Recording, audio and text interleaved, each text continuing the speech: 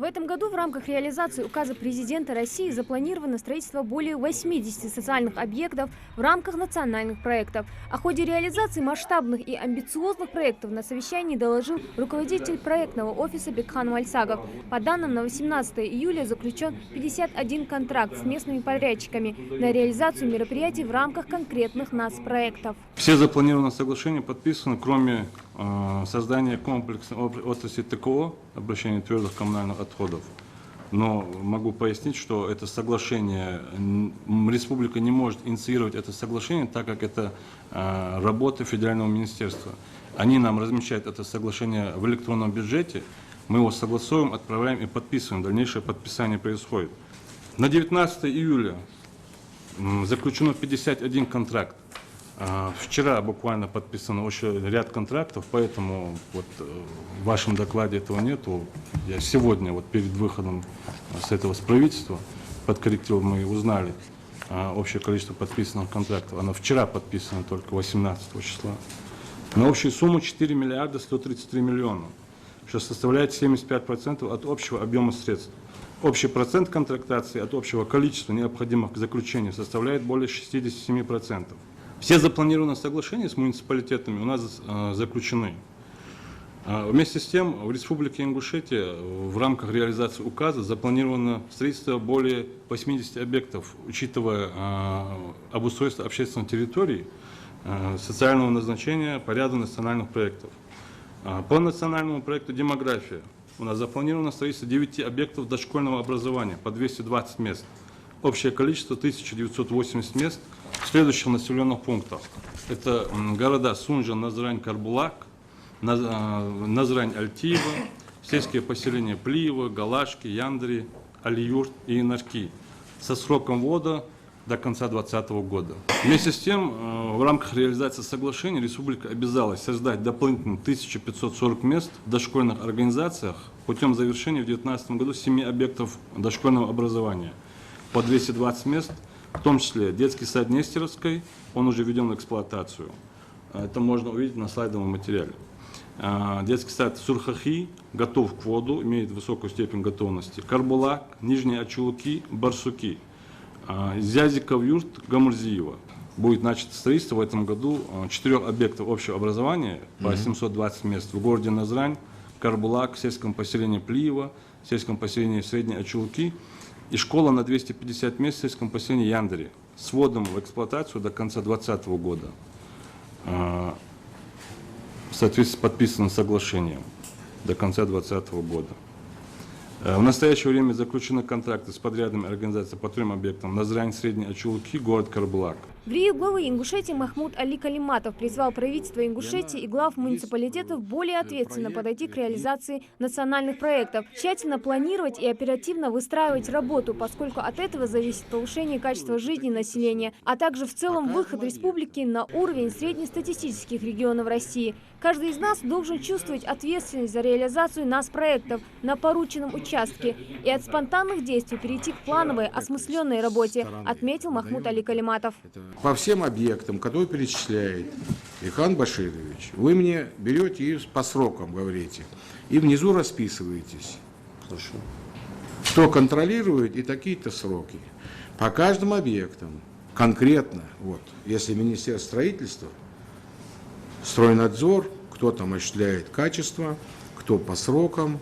До конца года планируется благоустройство 47 общественных территорий. В частности, несколько прудов в республике будут восстановлены. По региональному проекту формирования комфортной городской среды до конца года будет завершено благоустройство 47 общественных территорий. Здесь у нас Минстроем заключены все соглашения. Ответственными по реализации вот этого проекта является администрация муниципалитета. Вот что там такое с этим прудом? Назрание. Возьмите на контроль, посмотрите. И вот как раз и министр. Это ваш подвед, да? Да, это наш объект. Ну вот ваш подведомство, посмотрите.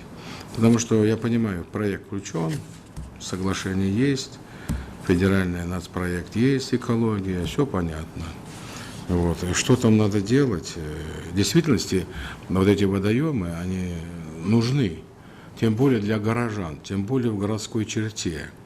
Он вообще должен быть для людей, для детей. Кардинальные изменения должны коснуться и системы здравоохранения. В рамках нацпроекта «Здравоохранение» начато строительство 2 ФАПов в сельских поселениях Джейрах и Армхи. Финансовое обеспечение мероприятий планируется в 3-м квартале 2019 года.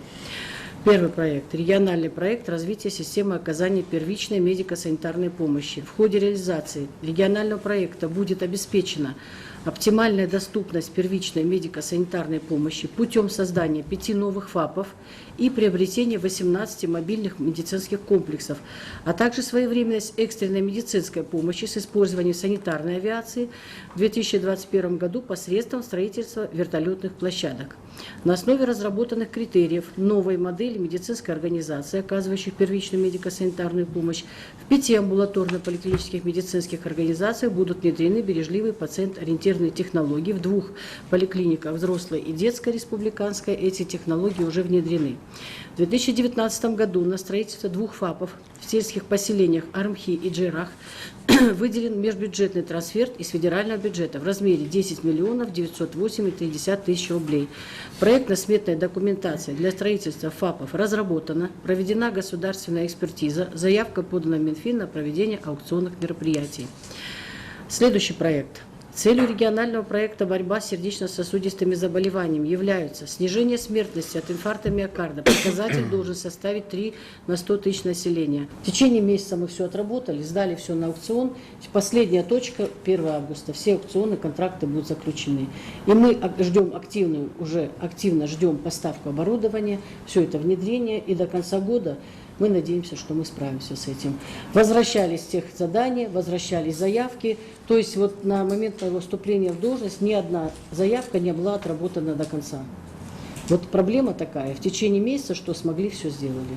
По всем нас проектам. Было Не отставание постарайтесь, реальное, а сделайте. Сделаем. Сделайте. Да. Потому что спрошу. Строго спрошу.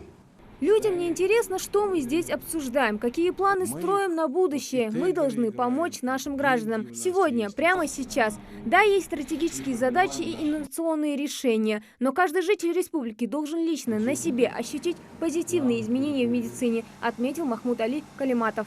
Вы скажите перспектива, вот где плохо еще, какие проблемы есть, где не учли. Вот что людям-то от этого, что мы тут обсуждаем, проекты, вот что лучше будет для простого человека, который приходит укол сделать, там, не знаю, там, на прием пришел, температура, или мать привел, отца привел, маму привел. Почему это больная тема?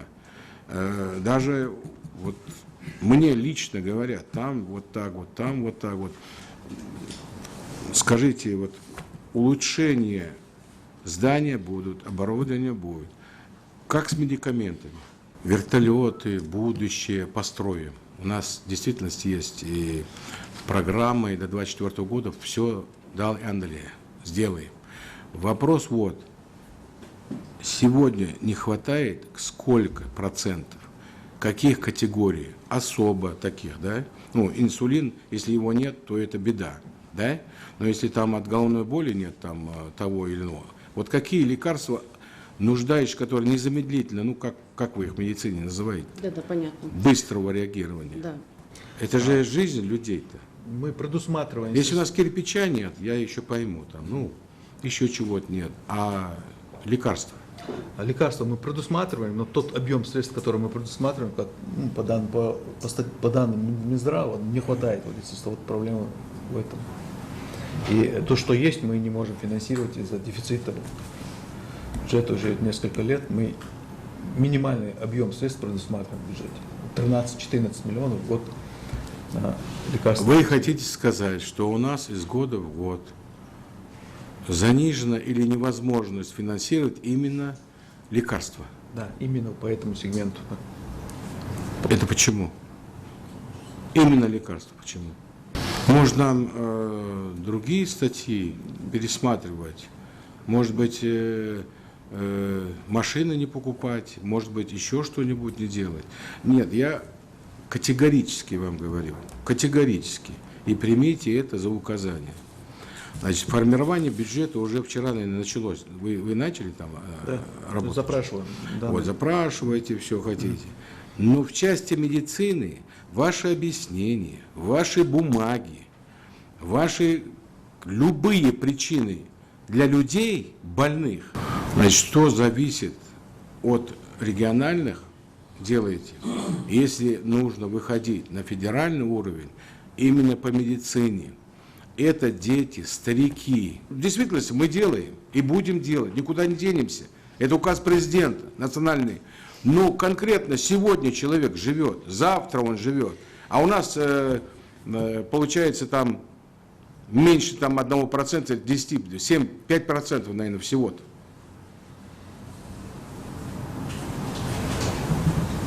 Поэтому и говорят люди, приходишь, бинт купи, вату купи, таблетку купи.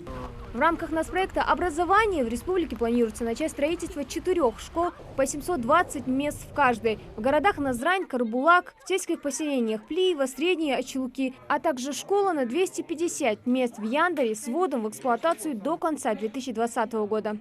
Это современная школа, успех каждого ребенка, поддержка семей, имеющих детей, цифровая образовательная среда, учитель будущего, молодые профессионалы, новые возможности для каждого и социальная активность.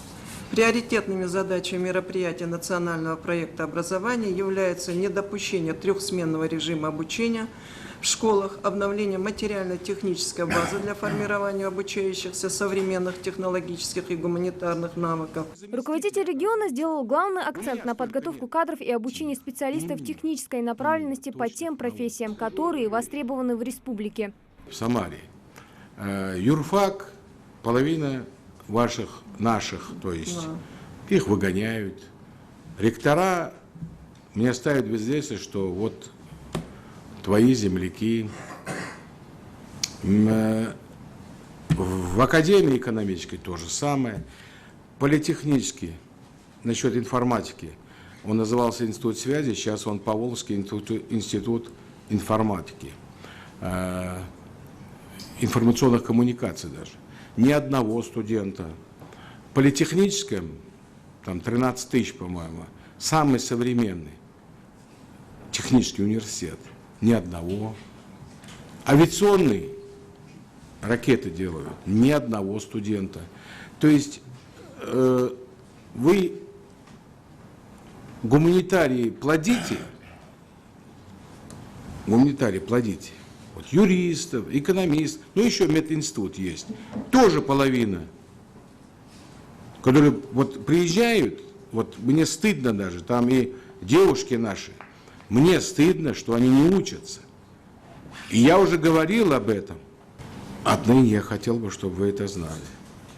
Каждого одаренного мальчика, девочку, неважно, где он живет, в Галашках там, не знаю, в Псидахе он живет, я не знаю, где он живет. Ищите их именно точных наук. Именно точных наук. Подбирайте, даже помогайте им. А это провал образования. Технических нет специалистов. Ни одного фрезеровщика не найдешь. Мастера какого-нибудь. Так вот, Министерство образования, развернитесь, потребности республики, специалистов, спросите предприятия, организации, запросы сделайте, центры занятости, Минтруда, я не знаю, берите и говорите, кто нам нужен. Анализ целый год, пока они до ЕГЭ не дошли. Потом выезжайте с ними лично, говорите с людьми. Представители наши есть в регионах. И если потребность есть технических, инженерных профессий, ну их надо же сделать. Нам нужны химики, биологи, нам нужны информатику, кто? Айтишники. У нас должно быть, надо приглашать людей сюда, в вузы их устраивать, директорами их ставить, вот этих колледжей.